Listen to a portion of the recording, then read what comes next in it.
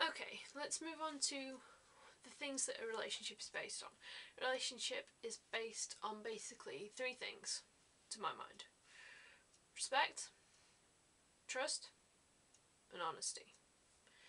You have to respect the other person. You have to respect the other person's wishes.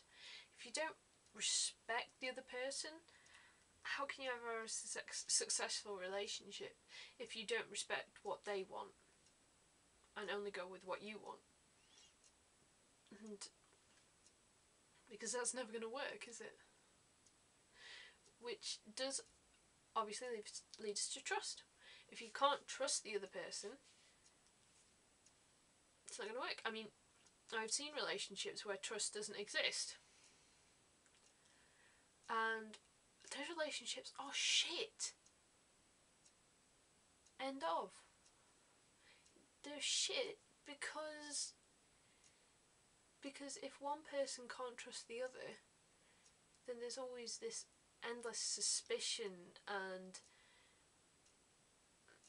I don't know. If there's no trust, you can develop a need for control.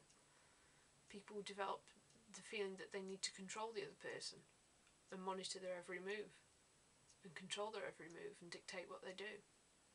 And it can descend into a very abusive, untrusting relationship.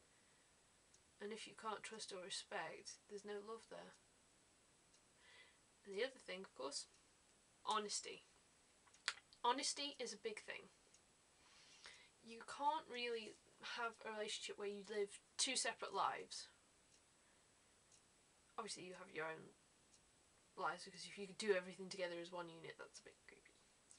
But you can't have it where you live two separate lives and you keep all your details of your life separate from each other, and you sort of sneak around and all that. And you have to be honest with what you do.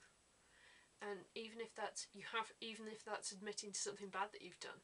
And I don't necessarily mean like you've slept with somebody else. Just you have to be honest with everything, really.